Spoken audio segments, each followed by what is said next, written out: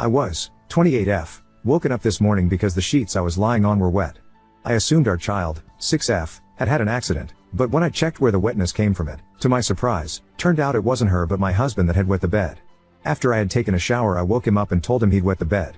At first he denied it, then I guess he realized he indeed had as he got this mortified look on his face, jumped right out of bed and started to try rip the bedding off. As we have pull-on sheets and our child was sleeping on the other side, he didn't get them off. It looked stupid and honestly quite funny, so I chuckled. He angrily told me it wasn't funny, so I stopped. At that point the only thing his pulling of the sheets had accomplished was to wake up our child, who was confused and asked what was going on. He didn't say shit, just idiotically continued to try get the sheets off. So when he didn't reply, I just told her he'd wet the bed. At that he just froze and looked at me with this weird look on his face, almost like he was about to cry or something. Our child asked why he'd wet the bed, and as he still was completely silent I went something along the line of that sometimes accidents happens. He just stood there staring at me. If looks could kill I would be dead, and I'm not exaggerating when I say he looked at me with pure hate. I've never been afraid of him, but for a second or two I thought he might hit me. Then he just dropped the things he'd managed to get off the bed on the floor, left the room and locked himself in the bathroom for about 45 minutes. When he came out he got dressed in a hurry and just left with saying you can take her to school. He didn't even look at me.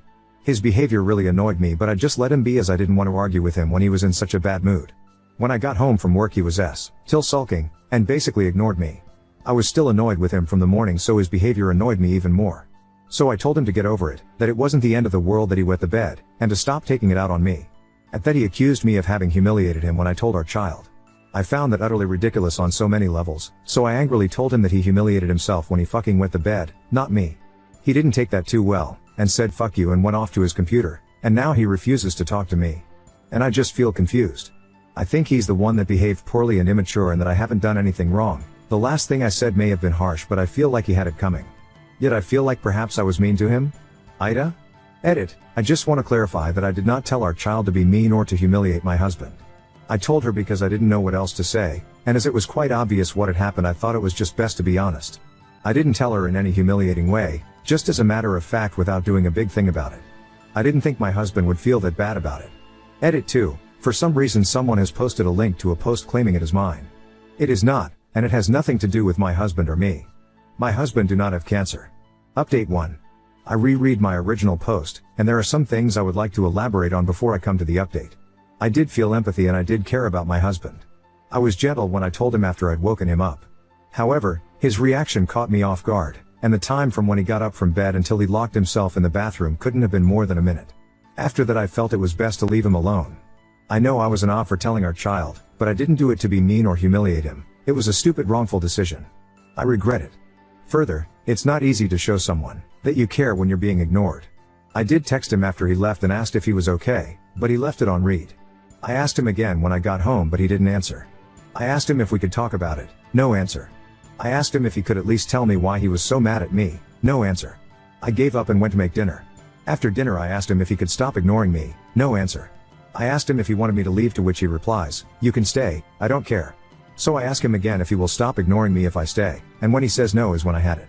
And while I don't think ignoring someone like that is okay, I know I handled it really bad. And I do feel awful for being outright mean to him. Anyway, I texted him early this morning to say that I was so sorry and asked if he was willing to talk after work so that I could apologize. He texted me back an okay around noon.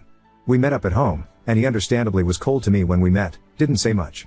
I apologized for everything, for laughing, for telling our child, for telling him to get over it, and for the part that I'm most ashamed of, that I told him he humiliated himself. He was just silent the whole time, and when I was done, he just asked why I told our child. I explained, and after that we just sat in silence in what felt like forever. Then right out of nowhere he went something like, I scared you, right? And I told him that briefly he did. He said he could feel that.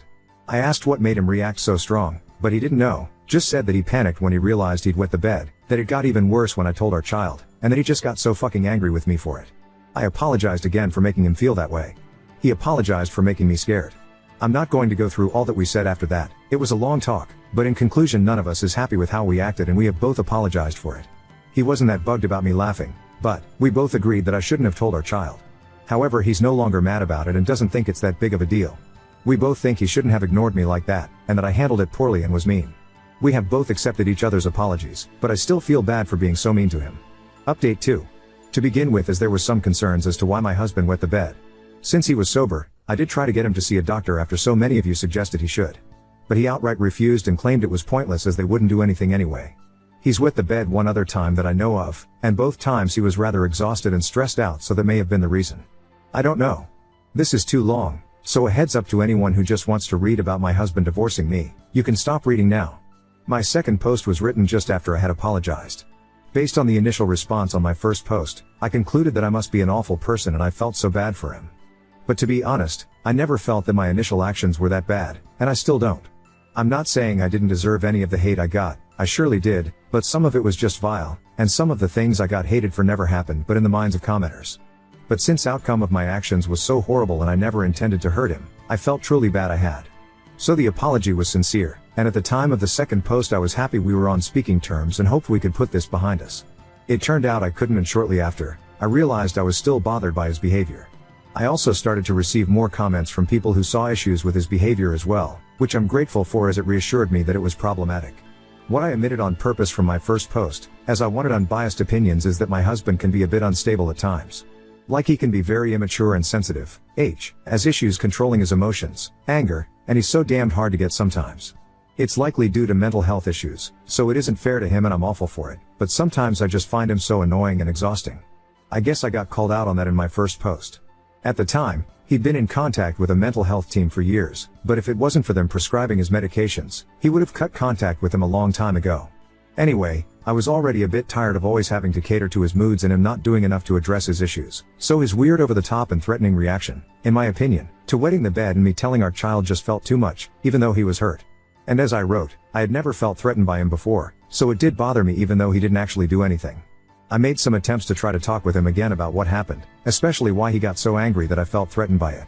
I even asked him if it had something to do with him wetting the bed growing up, based on some theories about him being shamed for it in the comments. But he just said it didn't, and it was clear he didn't want to talk about any of it, and I didn't want to push. He's so bloody hard to talk with when it comes to stuff like his emotions or relationship issues, which can be very frustrating for me.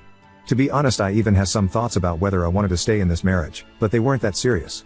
Then about a week before Christmas he unexpectedly made a suicide attempt, sadly not his first. I did not see it coming, and I still feel like shit for it, probably always will. His memory the hours before is blurry, but he's adamant he didn't intend to hurt himself when he left our home that night. But I should have known. Anyway, it was bad, and for a while we didn't know if he was going to make it or what condition he would be in if he did. Thankfully he survived and did so basic, without any long-term effects. The time after was horrible, and when he got to come home he was so unwell he was basically lethargic for weeks. As to why he did it, the short answer is that he apparently had a hellish amount of anxiety he wanted to go away, which mixed bad with his sometimes complete lack of impulse control. He's been very clear that it had nothing to do with anything I've done. I didn't know how bad he was feeling because he didn't tell me, or anyone else, and it's so damn hard to help him when he doesn't tell us how he's feeling. It scared the shit out of me, and it scared the shit out of him too. To the point where he, finally, realized he needed more help, and he's been serious about it in a way he's never been before. So when he was offered therapy he accepted. Now the waiting time is a joke, so he will be starting in October. In the meantime he's been seeing a nurse and a psychiatrist. By April he was pretty much back to normal and went back to work. In the beginning of May we found out I was pregnant. It was definitely not planned and was a result of us fucking up when it came to birth control. Despite of all the obvious reasons why we should have terminated the pregnancy, we decided to go through with it anyway. It wasn't a decision we took lightly, but it was what we wanted. Here I can add that he was a fucking mess during my first pregnancy, and the second, apart from our 6-year-old we have a 4-year-old as well, was hard for him too. But for some reason that escapes me now, we thought it would be different this time. And it was, for a while. At 12 weeks we found out it wasn't one baby but 2 babies. I know it's awful, but I would lie if I said we were happy about it initially, but by then we were already set on having a baby, so we both wanted to go along with it. And after having digested the news, we became kind of excited about it. I'm 23 weeks pregnant now, and up until yesterday things have overall been quite good. When he got home from work, he was in a crappy mood. I thought he'd had a bad day at work, but when I asked him about it, I was served with an angry rant of how stupid we are for having the babies and that we should have aborted them. Like WTF, and when I asked why he was saying it and pointed out it wasn't a nice thing to say, he just replied, "Well, you asked and it's what I feel." I didn't want to talk with him when he was like that, so I told him we'd talk about it later. When the kids were asleep, I asked him what that was all about and where it came from. He said he didn't know, in the way he says it when he doesn't want to talk about something. I tried to push a little but got nowhere, so I got a bit frustrated and told him that it wasn't fair to me to say things like that, and then refused to talk about it. He was just silent for a while, then said fuck this and went and locked himself in the bathroom. When he came out he looked sad, so I asked him if he was okay and he said he needed some air. I was like okay and added something like it's okay to be sad, you know. He didn't like that, so he very angrily told me he wasn't sad. I know I should have let him be, but I just got such a bad feeling, so I asked him to stay. He didn't like that either, so he screamed at me that he didn't want to fucking stay and slammed the door so hard it woke the kids up when he left. I couldn't do much else than tend to the children, pretend everything was fine, and hope he would return safe and sound. I was so damned worried, so when the kids were back to sleep I texted him to ask if he was okay, and then I cried. He replied almost instantly, "I'm okay. Home in 5. Sorry. Love you," which eased my worry, but I was still sad and angry. He came back shortly after. He was clearly high, so he had calmed down. He isn't addicted. When he saw I was crying, he said he was sorry. I told him I'm not okay with him treating me like that, yada, yada, yada. He said he knew and apologized again. We've had that conversation before. I realized I wasn't even angry with him anymore. Perhaps I should have been. I just asked him to please not run away like that again, and he promised he wouldn't. But he probably will. Then he was tired, so we went to bed, but I couldn't sleep. I haven't been feeling that great today, to be honest. I'm scared, disappointed, and I feel fucking stupid. My husband was in a better mood when he came home today, and he's been such a sweetheart. He even talked to me. He apologized for yesterday and told me he was disappointed in himself for how he behaved, that he's been trying so hard to behave like a normal person, his words, and that he was tired of failing all the fucking time. I know he's trying and he isn't failing all the time, so I told him to not be so hard on himself.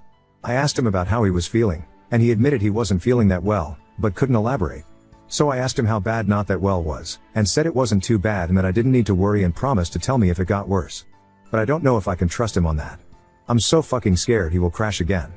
I'm not sure I have the energy for it, not now, and I'm pretty sure he doesn't have it either. I'm hoping so much that therapy will help him, but I'm not sure what realistically can be expected from it. What if it doesn't make a difference? What do we do then? I know it probably doesn't seem like it, as my posts have only focused on the negative, but I love my husband so much, and I don't want to live without him. But I don't want to live like this either. I don't know, perhaps I'm just overly sensitive right now, being pregnant and all. Now on to second story. Girlfriend's controlling father kicked her mother out for being nice to me. Now I'm torn between breaking up and enduring their chaos forever. I, 23 male, have been dating a girl for about a year and 3 months now.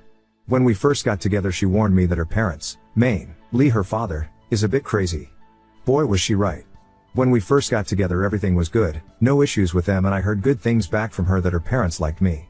Her dad is a very straight and narrow type of guy. His way or the highway. He has a lot of control over her, she has a curfew and is not allowed to stay over whatsoever. Don't even think about it. Which I can somewhat respect considering she still lives at home etc. She's not allowed to attend any of the weekend trips that me and my family go on, even though her parents are invited to them as well. There was one instance where he did say yes, that she could go on one camping trip with me and my family. What a fuck up. We were lying in bed at night about to go to bed. We have very limited service where we are, so text messages and phone calls kinda come when they want to. She gets a text message from her mother saying to call her ASAP etc. We blast out to the road to try and gain some better cell service for a phone call. She reaches her mother and her mother tells her that she is here to pick her up. We passed by her on the way out but didn't clue in that it was her. We meet up with her mother and she says that her father sent her up here to get her. We are about 5 hours from home, so here we are thinking something terrible has happened for her to drive 5 hours to come get her, only to find out that he just wants her home and regrets saying yes to her going. We stood there and talked for roughly 2 hours and her mother insulted me multiple times for reasons as dumb as the genre of music I like. Let me remind you, her parents were invited on this trip but chose to stay home. They both end up staying with me and my family for the night. Her mother waking up and leaving before the sun rose due to fear of embarrassment. She goes home later that weekend to find that her mother is in trouble with her father because she went up there and tried to get my girlfriend to come home, which would then go against his word that she could go. Then my girlfriend was also in trouble for not listening to her mother. Sounds crazy, right? Just wait. Her mother has always been nice to me, making me coffees and sending me home with leftovers etc. Her father has always been nice to me as well, even though he always has something to say behind my back to my girlfriend for something as small as the vehicle I drive isn't a high quality long lasting Toyota. Just recently for family day I invited her family up to my father's house to go apping. Something I have done on a few occasions but they have never taken me up on my offer. This time they did. The morning of when they were supposed to come, her dad says he isn't feeling well. Which is fine, no pressure. He ends up saying he's going to pass but that her mom can still go and he will load the ATVs for her and she and my girlfriend can go together. So the ATVs are loaded, trucks packed, they're ready to leave. At the last minute he says to her that this isn't a good idea because she's never towed this specific trailer with this truck. She's been driving big trucks and trailers for over 30 years, they owned a landscaping company together. She ends up starting to second guess herself and ends up bailing too, but she still decides to come up and she will just ride one of our machines. The day goes by, we have an amazing day and she goes home to find him in a fit of rage that she went without him and all this other stuff from past experiences with her. Nothing bad, she's a very good wife and mother, he's just out to lunch. He ends up kicking her mother out for this and she goes and stays at a friend's house. Few days go by and she comes back and they talk. My girlfriend overhears them talking about me, mainly him yelling at her, and she's just listening. He tells her that she emotionally cheats on him with me because of how nice and helpful she is with me. The coffees, leftovers, etc. Turns out he doesn't like that she's nice to me because I haven't put in the work. Not sure what that means, he can't even explain it himself. I have helped them around their house many times, from yard cleanup to cooking dinner and breakfast. This is getting to the point where he's mentally abusing all of us and he's playing mental gymnastics to get them to listen to him and go by what he says. No one's allowed an opinion or an option. He just recently said I'm not allowed at their place anymore, which is extremely hard on my girlfriend to do all of the driving. We live about an hour apart. In the past he's complained that I don't come down enough. Now I'm not allowed at all for next to no reason other than his wife is nice to me. They stopped sleeping in the same bed and he got mad at her for sleeping in the bed that I usually sleep in when I stay over there, saying that she's only sleeping in that bed because I did. He got so mad that he punched a hole in the door while she was trying to sleep. When they both listen to him and abide by his crazy rules, the house runs smooth. When they don't, it's like the sky is falling. There has been many instances like the ones I just explained over the years that my girlfriend has explained to me. Her mother has been kicked out over a dozen times for stuff as small as this. She's a battered woman. Everyone who she talks to is telling her to leave. Me, my family, her boss, her family, and even the women's shelter she called told her to leave. She won't, so I have gave up trying with her. She recently booked a trip for her and my girlfriend to go to England to see her mother. Her dad has a big fear of airplanes, so he does not fly. Over the whole family day situation, he made her cancel the trip to England, saying how if she didn't then she didn't love him. I should also mention that my girlfriend mother's mother is currently being treated for cancer and she hasn't seen her in over 10 years. She does end up canceling the trip and my girlfriend is devastated over it. Rightfully so. Anyways, here's lots more to this. This is just a drop in the bucket, but that's the main juicy stuff.